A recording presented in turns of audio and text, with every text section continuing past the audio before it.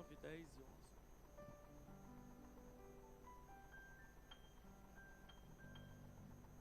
Enquanto os irmãos estão procurando, quero louvar a Deus pela oportunidade de conhecê-los pessoalmente. Deus abençoe os pastores da igreja. Deus abençoe Ezequiel. Antes eu conhecia só de ouvir falar, hoje eu estou vendo. Deus abençoe poderosamente. Deus abençoe o irmão Adair. Ele é tio de um pastor dirigente lá da cidade de Goiânia, de onde eu for. E aqui registro os meus convites. Se porventura você for a Goiás, passe lá e comigo aqui, tá bom? Não sei se você gosta.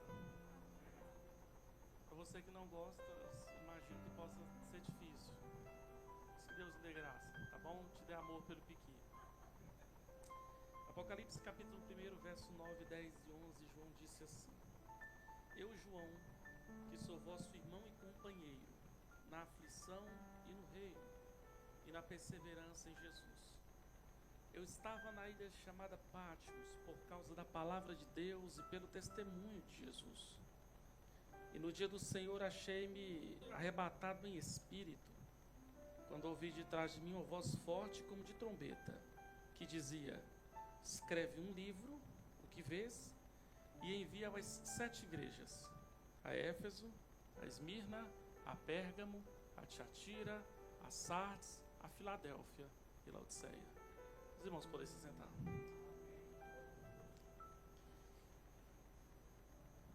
Senhores, eu tenho vindo à Europa com o propósito de fazer um lançamento de um último livro. E esse último livro eu percebi aqui no culto pela manhã como confirmação da parte de Deus, que de fato Deus quer falar conosco, inclusive sobre o tema de Apocalipse. Eu estava apreciando a palavra do nosso amigo e percebendo isso. Sem sombra de dúvidas, Apocalipse não foi, e Apocalipse jamais será um livro de fácil interpretação. Apocalipse não é fácil devido a uma série de motivos. E o primeiro dos motivos é porque nos 22 capítulos de Apocalipse, você vai encontrar tanto linguagem literal, ao mesmo tempo que você encontra linguagem simbólica. Apocalipse é o livro dos dragões. Apocalipse é o livro de uma mulher vestida de sol, com os pés sobre a lua. Apocalipse carrega essas imagens e isso torna o livro de difícil interpretação. Não é fácil compreender sua mensagem. Apocalipse também não é fácil devido a um segundo motivo. Em Apocalipse nós vamos perceber que os 3 tempos estão inseridos. Em Apocalipse você vai encontrar o passado, eventos que já aconteceram. Em Apocalipse você vai encontrar o presente, eventos que estão acontecendo. Em Apocalipse também você vai encontrar eventos futuros, eventos que irão acontecer. Mas Apocalipse também não é fácil devido a um terceiro motivo. O contexto histórico foi um contexto de dor e de sofrimento. O Império Romano colocou um alvo bem nas costas da igreja. O Império Romano perseguiu a igreja de Deus. Narra então a história que o escritor desse livro, o apóstolo João, foi de fato capturado pelo Império Romano e foi levado perante toda a cúpula do Império Romano. O que o Império Romano queria era simplesmente calar a voz do pregador. O Império Romano então coloca um par de algemas nos pulsos do pregador. Mas o Império Romano nunca conseguiu colocar um par de algemas nos pulsos da pregação. O Império Romano sim conseguiu prender o mensageiro, mas o Império Romano nunca deu conta de prender a mensagem. Por uma lição bem importante para nós: sempre a pregação é maior do que o pregador. Sempre a mensagem será maior que o mensageiro. Sempre o Deus da igreja será maior que a igreja de Deus. Para nos apresentar então João uma outra lição. A guarda pretoriana, que era a cúpula e a tropa de elite do Império Romano, obriga João a entrar dentro de um tacho de óleo fervendo. E assim, o imperador romano achou que colocaria um ponto final na história do cristianismo. Só que naquele dia, o velho apóstolo entrou para dentro de um tacho de óleo fervendo. E basicamente um milagre aconteceu perante os olhos de todos eles. o apóstolo João se levanta vivo, eficaz, eficiente, mostrando que a morte não pode golpear um homem ou uma mulher que está na agenda de Deus para Deus usá-lo aqui nessa terra. É baseado nisso que você não pode se esquecer de algo nessa manhã. Se a Covid aconteceu, de fato levou a muitos, mas você está vivo, é porque com certeza Deus escreveu na sua agenda que as suas cordas vocais serão usadas para o louvor e para a glória do nome dEle. É nesse momento que o apóstolo João de fato é deportado para a ilha de Patmos. E é de lá que ele escreve o livro e diz as seguintes palavras: eu, João, que também sou vosso companheiro na aflição e no reino, eu estive preso na ilha de Patmos. E o mais interessante é o motivo. Foi por causa da palavra de Deus e pelo testemunho que eu dei acerca de quem Jesus era. Eu estou preso porque eu disse que Jesus cura. Eu estou preso porque eu disse que Ele liberta. Eu estou preso porque eu disse que Ele restaura. É nesse momento que o apóstolo João, na ilha de Patmos, simplesmente diz que ouviu uma voz chamá-lo pelo nome, gritá-lo: João. Ele vai dizer que se virou para ver quem estava o convocando. É nesse momento que ele diz que viu um ser semelhante ao Filho do Homem. Ele observou os seus pés, e os seus pés eram como latão reluzente, bronze polido. É nesse momento que ele foi olhar a cor da sua roupa, do seu vestido. João disse que era a mesma cor do seu cabelo, branco igual a lã, branca igual a neve. João foi ousado, porque ele conseguiu olhar esse ser nos olhos.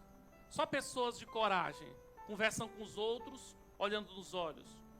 João disse que olhando nos olhos não era uma estrutura ocular igual a minha e nem a sua, mas João disse que eram duas chamas que queimavam em fogo. Ele mesmo ficou em estado de temor e de tremor. Ele ficou impactado pelo que ele viu. Simplesmente o seu coração entra em estado de desespero, mas ao mesmo tempo de respeito. É nesse momento que ele disse que se ajoelhou aos pés desse ser. Esse ser se dirige para João, levanta a sua mão direita, coloca no seu ombro e ele vai apresentar as suas credenciais ao velho apóstolo. Ele disse: João, não tenha medo de mim, porque quem você está vendo é o primeiro e o último. Eu sou antes do Gênesis e eu vou continuar a ser depois do Apocalipse. Quem está falando com você, João, está sentado no trono dos tronos. Quem está falando com você é extremamente soberano, poderoso, glorioso. João, quem está falando com você não dá apenas a vírgula, mas eu tenho a caneta que escreve o ponto final. João, quem está falando com você é Jesus Cristo de Nazaré. Você sabe que eu caminhei na terra, fui simplesmente o seu mestre. Você lembra que eu fui morto, mas no terceiro dia, nunca se esqueça, o túmulo foi aberto, e ele não foi aberto pelo lado de fora, ele foi aberto pelo lado de dentro. Eu golpeei a morte, e eu estou vivo pelos séculos dos séculos. E João, se prepara que o que você vai ver daqui para frente, você deve escrever as 7 igrejas, mas não se esqueça de uma lição. João, você serve ao Deus mais poderoso que existe. É nesse momento que Jesus olha para João e diz: João, escreve as coisas que não podem acontecer, mas você deve escrever as coisas que devem acontecer. E tudo que você vai ver, você deve enviar 7 igrejas da Ásia Menor: a Éfeso, a Esmirna, a Pérgamo, a Tiatira, a Sardes, a Filadélfia e Laodiceia. É nesse momento que João, ainda olhando para Cristo, percebeu 2 coisas interessantes. Na sua mão direita ele contou 7 estrelas. Na sua mão esquerda ele conta 7 candelabros. Jesus, percebendo que João ficou em estado de curiosidade, ele olha para João e disse: João, está vendo as 7 estrelas nas minhas mãos? João, representa as 7 lideranças da igreja. Está vendo os 7 candelabros? Representa os 7 liderados da igreja. Sabe o que eu quero que você entenda? João, você precisa entender de uma vez por todas que a igreja não está na mão dos homens, que a igreja não é projeto dos homens, que a igreja está nas minhas mãos. Eu direciono a igreja, eu sou a base da igreja, eu sou o sustentáculo da igreja. Sabe o que eu quero que você entenda? Esta igreja aqui não está pautada nos ombros dos homens. Jesus fez uma promessa para esta igreja: esta é a minha igreja e as portas do inferno jamais irão prevalecer contra ela. É nesse momento que finalizamos o capítulo 1 e entramos no capítulo de número 2. O capítulo de número 2 e o capítulo de número 3 é justamente a mensagem que Jesus direciona a essas igrejas. A primeira das igrejas é uma igreja conhecida por muitos de nós, a igreja de Éfeso. Esta mesma igreja já havia recebido um documento escrito por um apóstolo. E é por isso que na nossa Bíblia nós temos a epístola de Paulo aos Efésios. Esta mesma igreja vai receber um segundo documento. É nesse momento que, nesse segundo documento, Jesus começa se apresentando à igreja.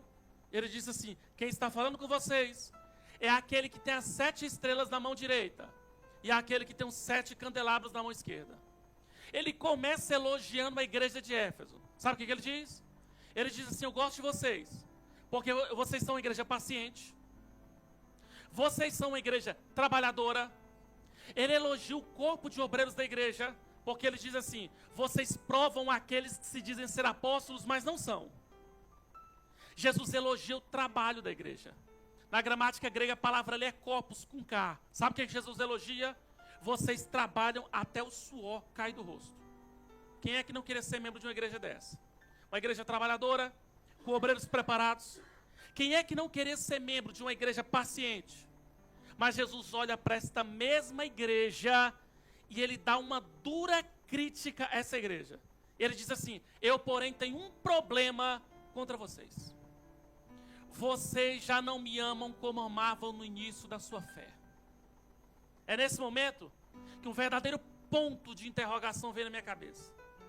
Como é que essa igreja é uma igreja trabalhadora? Como é que esta igreja é uma igreja paciente, com obreiros preparados? Jesus olha para essa mesma igreja e diz assim: vocês não me amam como amavam no início da sua fé. Talvez o exemplo perfeito para te ilustrar aqui nessa manhã é você entender que a igreja de Éfeso era semelhante a uma esposa, fiel ao marido, cumpria as obrigações enquanto esposa, mas já não amava como amava no início do casamento. Sabe qual era o problema da igreja de Éfeso? É que eles vinham para o culto focados no pregador do que na pregação, focados no ministério de louvor do que no Deus que é louvado, focado na estrutura humana e terrena do que no mundo espiritual. E é nesse momento que eu preciso dizer algo para você.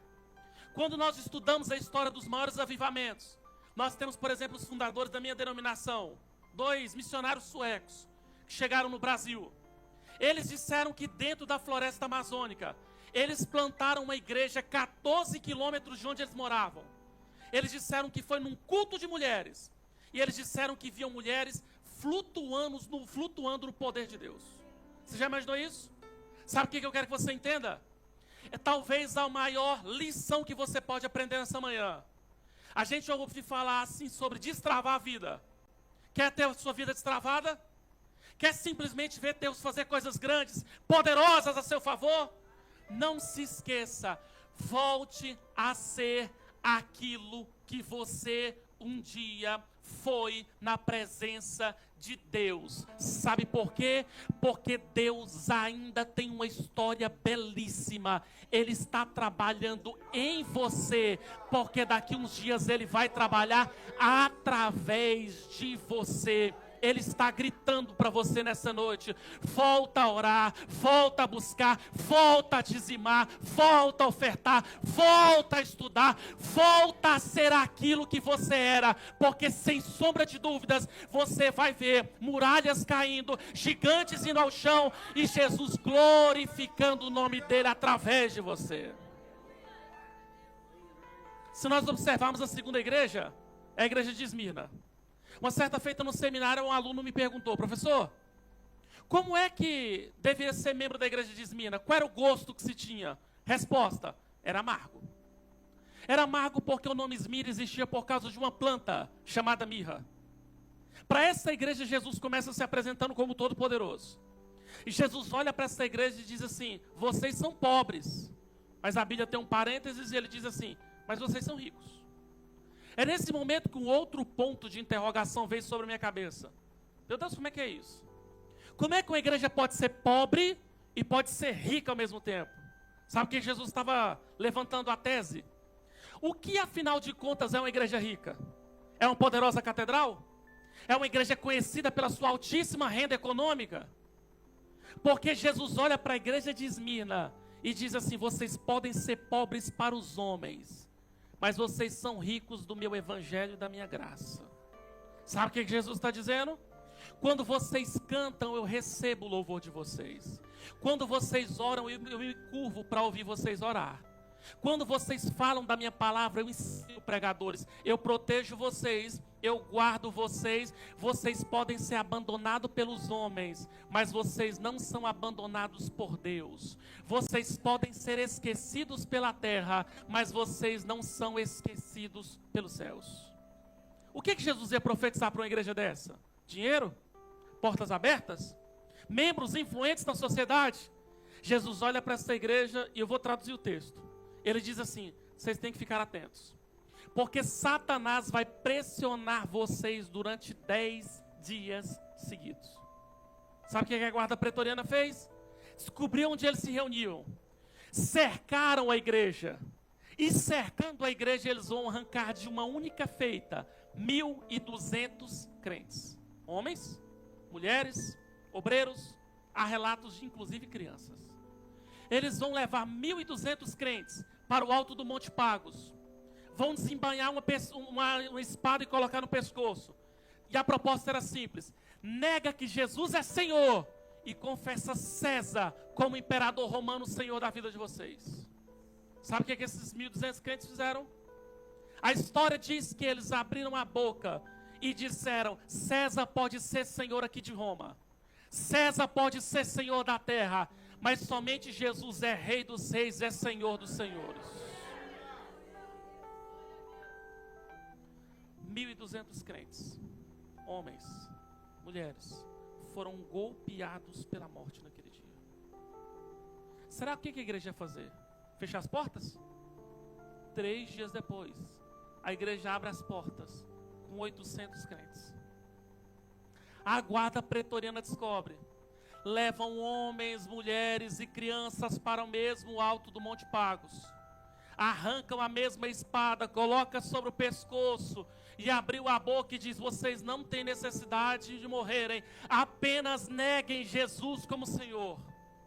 800 crentes não negaram, deram as mãos e começaram a cantar dizendo que santo, santo é o Rei Jesus.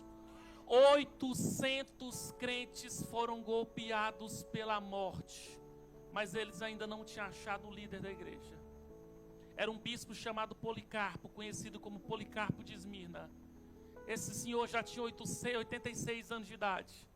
Acharam esse homem falando do evangelho e orando por vidas. Vão colocar esse homem amarrado sobre um poste, vão jogar pinche e vão querer atirar fogo. Policarpo olha para o seu algoz e diz assim: vocês podem queimar o meu corpo aqui na terra, mas daqui a alguns minutos meu corpo e minha alma vai estar nos braços de Jesus, e de lá vocês não vão me tirar jamais.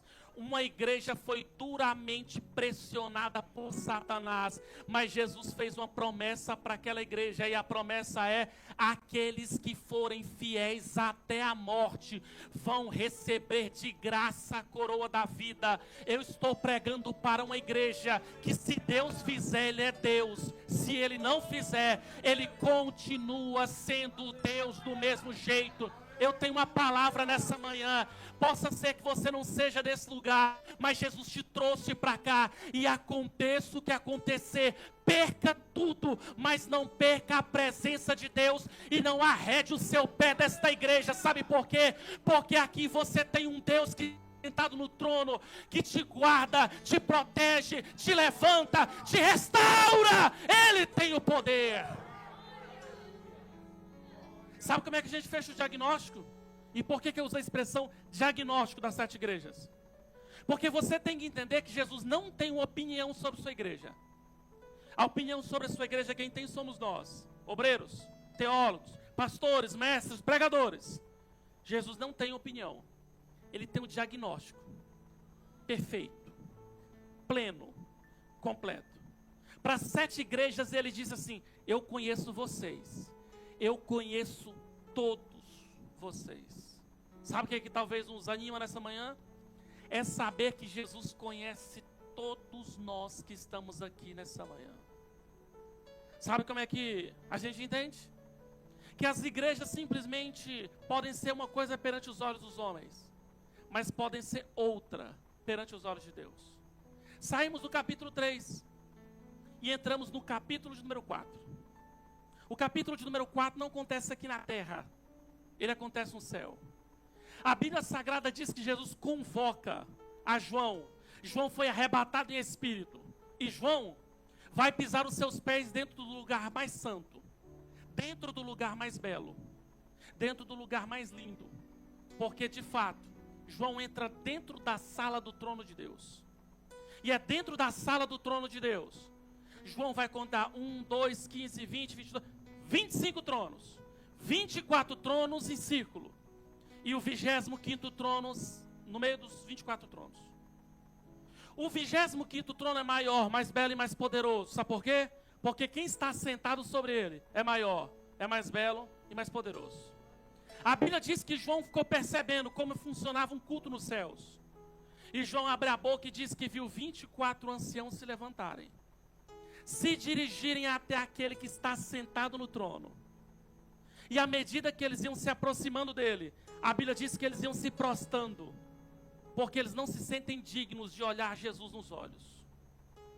A Bíblia Sagrada vai dizer que eles vão retirar as suas coroas de ouro, porque perto dele ninguém é rico, perto dele ninguém é bom, perto dele ninguém é fera, perto dele ninguém é poderoso, perto dele nós não somos nada, mas ele é tudo. Nós somos limitados a tempo e espaço, mas ele é eterno. Nós somos fracos, mas ele é forte. Não somos nada, mas ele é tudo. E eu tenho uma boa notícia para essa igreja aqui nessa manhã. Esse mesmo Jesus está passeando no meio de nós aqui nessa manhã. Sabe o que Jesus fez? Ele olha para essa igreja, ele olha para os 24 anciãos. E ele percebe como é que vai ser a forma de adoração. Os 24 anciãos vão nos ensinar o que adoração é. A Bíblia diz que os 24 anciãos vão até Cristo. Eles se curvam e eles abrem a boca e dizem assim: toda a honra, toda a glória, toda a força, toda a sabedoria estão diante do Cordeiro de Deus, pois ele comprou de volta para Deus toda língua, toda tribo e toda nação.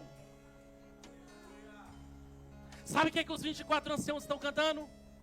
A salvação da igreja. Sabe o que eu quero que você entenda? Ele morreu, foi por você. Eu tenho uma boa notícia para você nessa manhã. Nunca abra a boca para dizer que o melhor de Deus está por vir. Sabe por quê? O melhor de Deus já veio na cruz do Calvário. Você pode pegar na mão da pessoa que está do seu lado e você pode dizer, se você não for ficar constrangido ou constrangida, você pode dizer: a nossa maior alegria,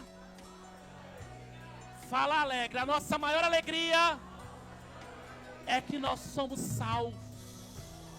Salvos. Diga: nós vamos para o céu. A nossa maior alegria, igreja, é que esta igreja um dia vai ouvir o arcanjo Miguel tocar uma trombeta. E no dia que os céus de Portugal forem abertos, a Bíblia diz que Jesus Cristo virá nas nuvens e você será arrebatado para o louvor e para a glória de Deus.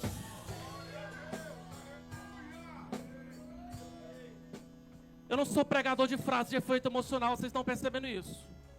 Mas eu recebo a autoridade de Deus nessa manhã para dizer para uma mulher aqui: creia no Senhor Jesus, será salvo tu e toda a tua casa. O arrebatamento da igreja não vai acontecer enquanto você não pegar este microfone que está aqui, talvez não seja esse, mas simplesmente dizer: eu e a minha casa estamos servindo ao Senhor. Eu e a minha casa estamos servindo ao Senhor. A graça de Deus vai alcançar a sua família. O que você tem que fazer? nada, o preço já foi pago. Descansa seu coração, ora, protege a vida deles, porque um dia a sua família vai se dobrar perante Jesus. Sabe o que os 24 anciãos nos ensinam? Que a adoração não se faz na horizontal, só se faz na vertical. Sabe que adoração é um tema polêmico no meio dos nossos cultos? Porque geralmente na adoração costuma ser a parte do culto que a gente mais mente. Lá no Brasil nós cantamos músicas assim: te louvarei, não importam as circunstâncias. Como é que é?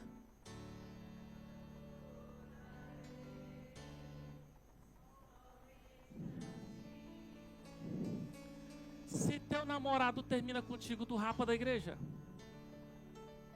Lá no Brasil, a música de um colega, ele canta assim: se Deus fizer, Ele é Deus. Se não fizer, Ele é... Como? Você tem que entender que esse pregador deve viver o que prega e pregar aquilo que está vivendo. Cuidado. O adorador deve viver aquilo que está adorando e adorar aquilo que ele está vivendo. Quando o ministério de louvor subir para louvar a Deus, cada fonema, cada palavra, cada sílaba é um voto que você não está fazendo aos homens, mas você está fazendo ao Rei dos Reis e Senhor dos Senhores. É isso que os 24 anciãos nos ensinam. Mas é nesse exato momento que a Bíblia diz que João diz que viu um livro na sala do trono, suspenso, nos céus. João ficou preocupado, porque ele esperou um tempo e viu quem ia abrir o livro, porque ele contou 7 lacres. É nesse momento que a Bíblia Sagrada diz que João ficou procurando se o arcanjo Miguel tinha poder e autoridade para deslacrar os lacres do livro. O arcanjo Miguel não tinha poder, não tinha autoridade e não tinha glória suficiente. É nesse momento que João procura o anjo Gabriel. O anjo Gabriel não se sentia digno, não tinha poder e não autoridade para olhar nem para o livro de que de lá desatar os seus selos. Ele procurou os serafins, os querubins, ninguém no céu tinha poder para deslacrar esses selos. Ele procurou aqui na terra um profeta, um sacerdote, não achou nenhum santo suficiente. Ele procurou entre os mortos, ele disse que se procurou debaixo da terra. Nenhum profeta, nem Moisés, nem Elias, nem ninguém. É nesse momento que João se recolhe. E dentro da sala do trono de Deus, João começou a chorar e chorar muito. É nesse momento que um dos anciãos chegou para João e disse: João, não chores. Até porque, querida igreja, os céus não têm interesse na sua tristeza. A Bíblia diz que os céus olham para João e disse: João, não chores. Sabe por quê? Porque o leão da tribo de Judá, a raiz de Davi, João, não tem porta que ele não abra, não tem selo que ele não arranque, não tem demônio que ele não expulse, não tem milagre que ele não faça, não tem homem pecador ou mulher pecadora que ele não sabe. João, não tem nada, absolutamente nada que as suas mãos não façam. Eu quero dizer algo para alguém aqui nessa manhã. Não é que Deus vai abrir a porta já está aberta. O que você precisa fazer? Pelo amor de Deus, aprenda a confiar nele. O Salmo 125, verso 1 vai dizer que os que confiam no Senhor serão semelhantes às montanhas de Sião, que não se abala, mas permanece firme para todo o sempre. O Salmo 20, verso 7 vai dizer: uns confiam em carros, outros confiam em cavalo, mas nós não. Nós continuaremos fazer menção do nome do Senhor, o nosso Deus. Ele rege a história da sua vida, Ele controla a sua vida. João, não chores, está derramando lágrima à toa. A Bíblia diz que é nesse momento, em Apocalipse 6, que o Cordeiro pegou o livro nas mãos. Quem é o Cordeiro? Quem é o Cordeiro? Quem é o Cordeiro? O Cordeiro é Jesus. É nesse momento que chegamos ao capítulo 6 de Apocalipse. Porque, olhe bem para cá. Porque do capítulo 6 ao capítulo de número 19, nós temos um evento que vai acontecer em Apocalipse, que Jesus profetizou em Mateus 24, em Marcos 13 e em Lucas 21. Ele designou e definiu esse evento como a grande tribulação. E preste atenção, Jesus disse que serão os piores dias da civilização humana. Ele disse que vai haver choro e ranger de dentes. Ele disse que simplesmente os homens vão derramar lágrimas. Ele disse que simplesmente os homens vão conhecer a dor de perto. É nesse momento que uma pergunta eu fico fazendo. Será que o discurso de Jesus não era hipérbole?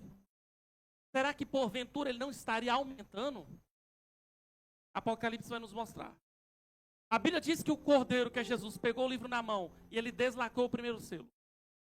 Quando ele deslacra o primeiro selo, João diz que viu nos céus cavaleiro de cor branca. E esse cavaleiro de cor branca, talvez os 4 cavaleiros que virão, ele de fato é o de mais difícil interpretação. Porque alguns acreditam que o cavaleiro de cor branca que virá depois do selo ser aberto, alguns acreditam que seja Cristo. Eu acredito que não. Porque a Bíblia diz que ele tem uma coroa. E a palavra grega para coroa ali é diadema. É diferente do Cristo de Apocalipse 19, que é Estéfanos. Alguns acreditam que seja o anticristo. Eu também acredito que não.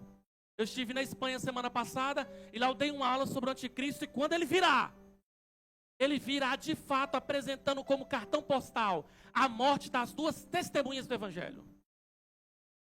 Porque no livro de Apocalipse, Satanás continua tentando imitar a Deus. Se Deus tem a sua cidade, Nova Jerusalém, Satanás tem a sua cidade, a Babilônia. No livro de Apocalipse, Deus tem a sua trindade, o Pai, o Filho e o Espírito Santo. Satanás tem a sua, as 2 bestas e o falso profeta. No livro de Apocalipse, se Deus tem a sua igreja, a sua noiva, Satanás tem a sua prostituta. Se no livro de Apocalipse, Jesus é o Deus encarnado, o anticristo será Satanás encarnado em pele humana. Sabe o que acontece? Alguns acreditam que seja o anticristo, eu acredito que não. Mas eu tenho a leve percepção de que será um sistema que vai preceder a vinda do anticristo. A Bíblia diz em Apocalipse 6, a partir do versículo 2, que o cavalo branco virá com um arco, mas ele trará uma paz que terá data para começar e terá data para terminar. Até porque eu e você sabemos que só existe uma pessoa, um nome, que traz uma paz que tem data para começar e não termina jamais. Quem é ele? Isaías capítulo 9, verso 6.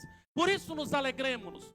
Um menino se nasceu e um filho se nos deu, e o principado está sobre os seus ombros, e o seu nome será chamado de Maravilhoso, Conselheiro, Deus Forte, Pai da Eternidade e Príncipe da Paz.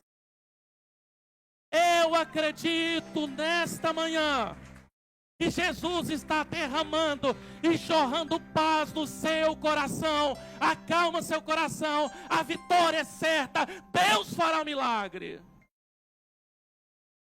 Mas a Bíblia diz que o cordeiro simplesmente vai abrir os... Se a mídia puder colocar Apocalipse 4, por favor. A Bíblia diz que o cordeiro, que é Jesus, ele pega o livro e abre o segundo. E a Bíblia diz assim: saiu outro cavalo. Qual é a cor dele? Qual é a cor dele? E o que estava sentado sobre ele foi dado que tirasse olhe bem para cá. Vou falar com o professor de história. Talvez um dos homens mais truculentos da história, para mim,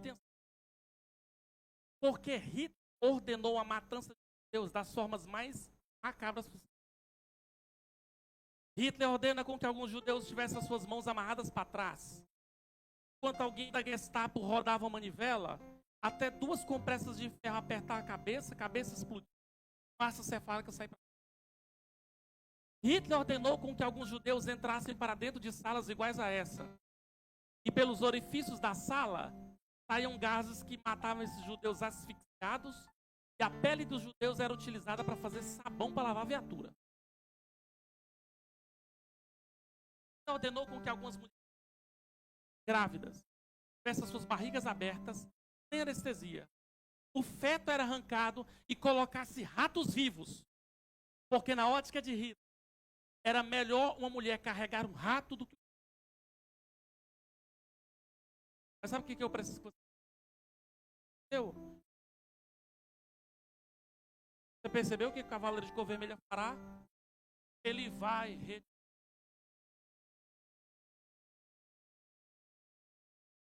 A Bíblia Sagrada vai dizer que os homens começam a matar uns aos outros por causa da espada do cavalo de cor. Mas eu quero convidar você a ler comigo Apocalipse 6:5, porque virá o terceiro cavaleiro. A Bíblia diz assim: e havendo aberto o terceiro selo, ouvi o terceiro animal dizendo: vem ver. E olhei, e eis um cavalo de cor branca traz um arco. Se o cavalo de cor vermelha traz uma espada, eu preciso lhe apresentar essa manhã. O cavalo de cor preta trará uma balança nas mãos. Se o cavalo de cor branca será uma paz, será rápida. Se o cavalo de cor vermelha trará guerra, ele trará guerra, porque os homens hoje rejeitam o príncipe da paz. O cavalo de cor preta vai trabalhar em cima. Sabe o que impressiona? Que João chega a dizer que naqueles dias, um prato de comida vai custar a diária de um trabalhador braçal. Sei qual que é a diária, Ezequiel? Pedreiro aqui. Boa. 80 euros? 70, 80 euros. Fala para mim, pai de família. Porque a Bíblia está me dando liberdade de dizer que um prato de comida vai custar 80 euros. Fala para mim como é que você, pai de família, vai fazer para sobreviver nesse momento. Nesse contexto. Só terá uma única opção: se dobrar ao anticristo e aceitar a marca da besta. Ele vai trabalhar em cima da inflação. Ele vai trabalhar marcando as pessoas.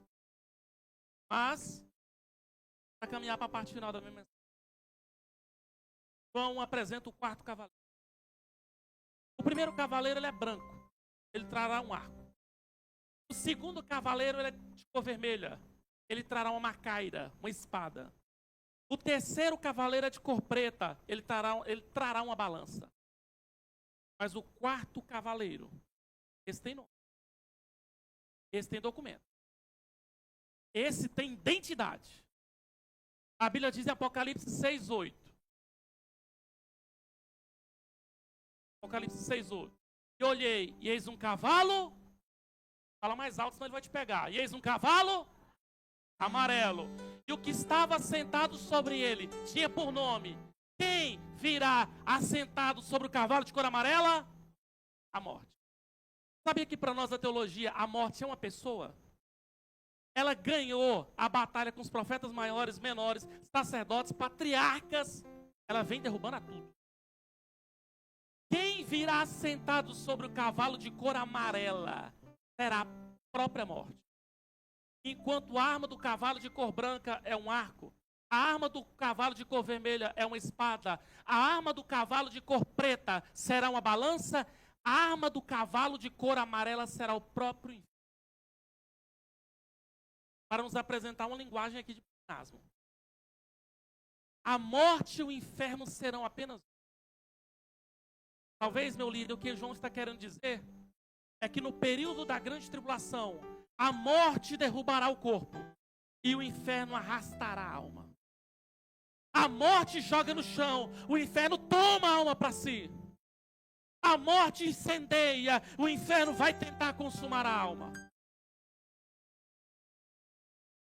Mas talvez você pense assim: será que o Stanley saiu lá do Brasil para vir colocar medo na...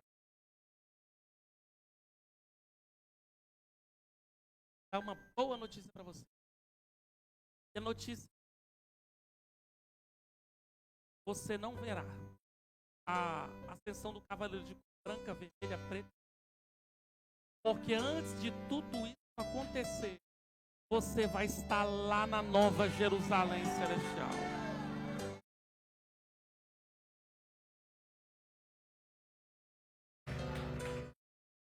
Vamos ficar de pé?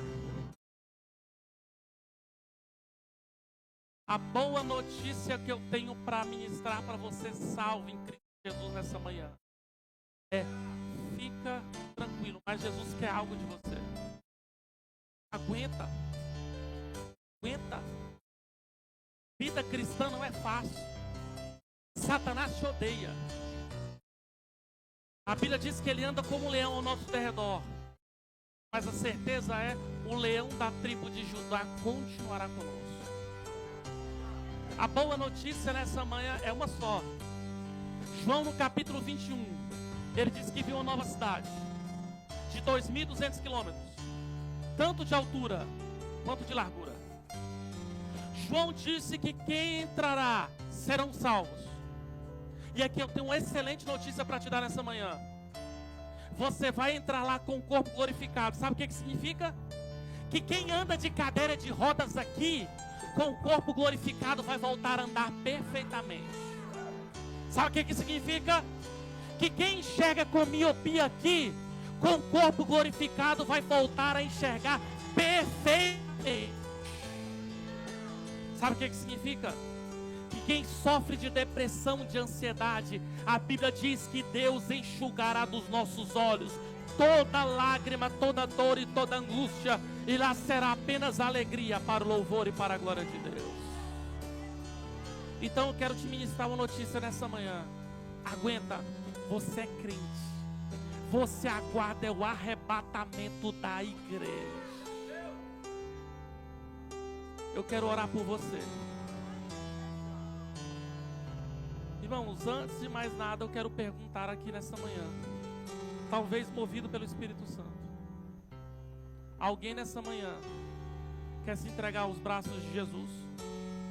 Pode ser que eu esteja falando com alguém nessa manhã que já frequentou uma outra igreja, e o tempo foi passando, e talvez como reflexo da igreja de Éfeso, você foi se afastando-se.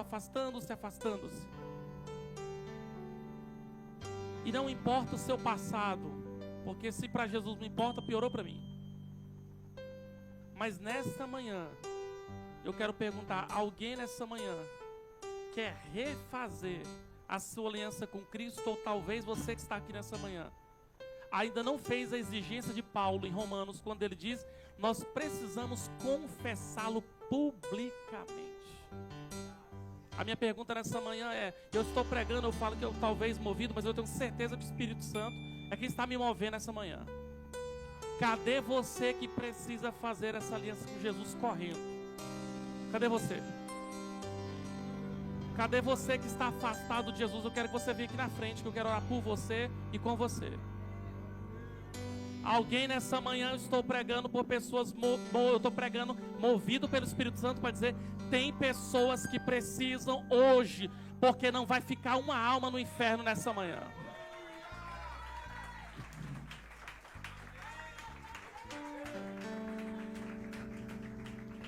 Preste atenção, tem mais. Alguém aqui precisa entregar-se para Cristo. Cadê você? Jesus está lhe convidando. O que eu estou lhe oferecendo é maior que o poder do YouTube, é maior que o poder do entretenimento, maior que o poder do dinheiro. Eu estou lhe oferecendo o poder de Deus nessa manhã.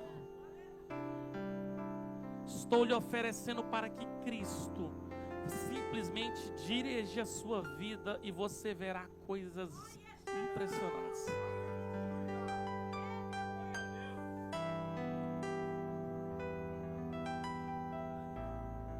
Meu pastor sempre me orientou, se te der um tempo, devolve antes do tempo que te deram. Então quero tentar fazer isso. Cadê você que precisa voltar para Cristo? Eu estou aguardando apenas você. Nós temos duas belíssimas vidas aqui. Vem, porque eu sei quando o Espírito de Deus está me movendo. Vem.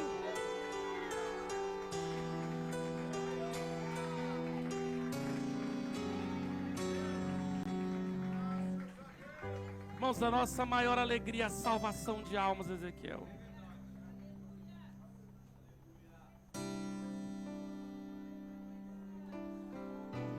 Preste atenção, existe uma mulher que precisa se entregar a Cristo. Existe uma mulher que precisa, você precisa aprender a deixar Cristo dirigir sua vida. Então vou fazer de fato dessa vez a última pergunta, o último apelo. Cadê você, minha irmã, que vai se entregar a Cristo nessa manhã? Talvez você tenha colocado coisas na sua agenda, mas essa manhã Deus me trouxe lá do meu país para dizer para você que a agenda que Ele tem para você é muito superior à sua. Então escute só, existe uma mulher que precisa se entregar a Cristo. Eu estou falando isso, sabe por quê? Porque Deus já escreveu toda a sua história. E você está diferente da história que Ele projetou para você. Os projetos que Ele tem para você são muito mais altos do que o seu. Cadê você? Puderem me ajudar aqui, as irmãs, entendeu? Ela chegou. Pronto. Era dela que eu estava falando. Eu disse para você, Jesus está no nosso meio aqui nessa manhã. Eu quero orar por você. Vamos orar por essas vidas. E eu quero orar por você. Só que escute só, eu quero convidar, desculpe talvez a minha possível indelicadeza, mas eu quero convidar você a orar. Tá vindo? Vem, vem. Isso. Quantas vidas nessa manhã? 1, 2, 3, ajuda a me contar. 4, 5, 6, 7. 7, Sim, 7. 7 vidas.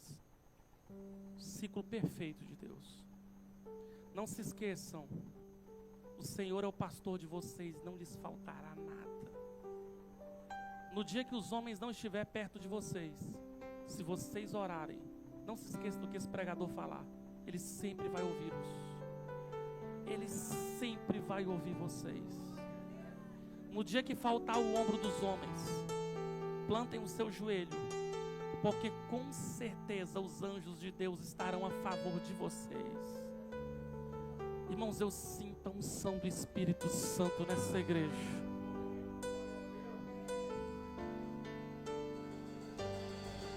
Olhe bem para cá, vou lhe fazer uma pergunta. Você crê no poder do Espírito Santo? Porque o Espírito Santo está me dizendo que Ele vai soprar um vento impetuoso nessa igreja aqui nessa manhã. Vou perguntar de novo, vai depender da sua fé. Você crê no poder do Espírito Santo? Você pode pegar a mão da pessoa que está do seu lado? Se prepara, porque a Shekinah de Deus irá sobre você aqui nessa manhã.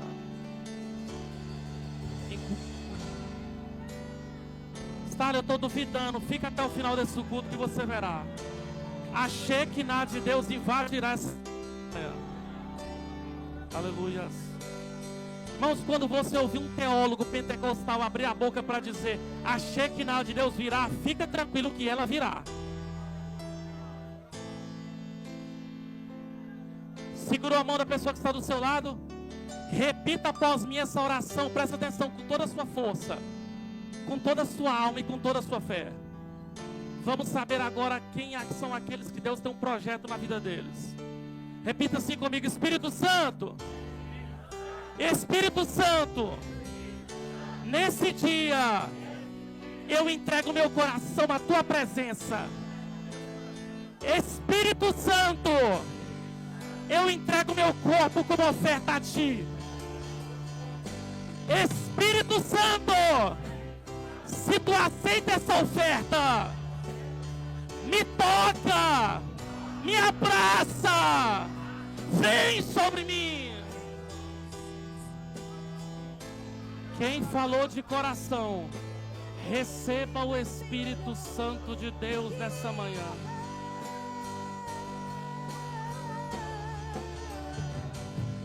Quem falou de coração, receba o Espírito Santo nessa manhã.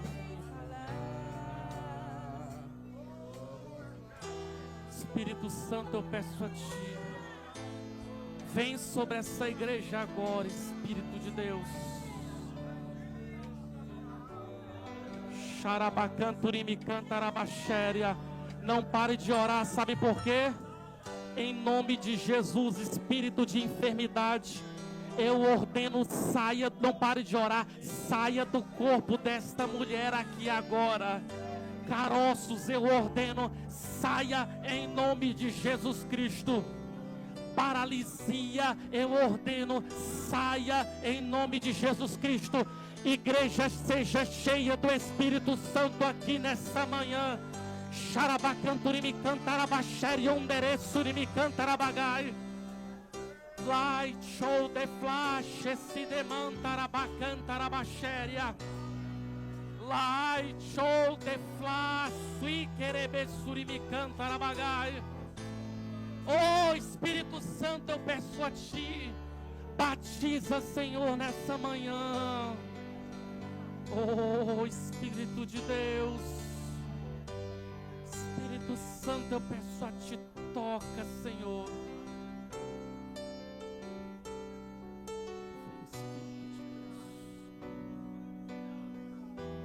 Vem, Espírito Santo.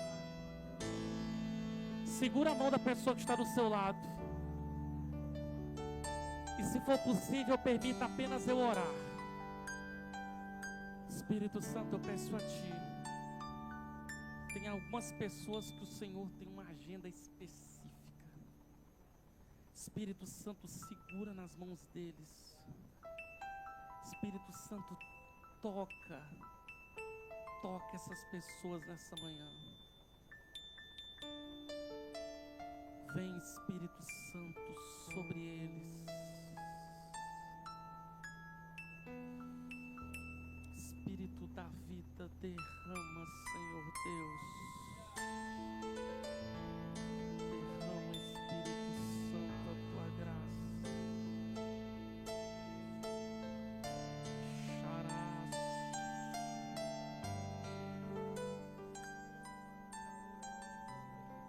Espírito Santo. Espírito Santo, Espírito Santo.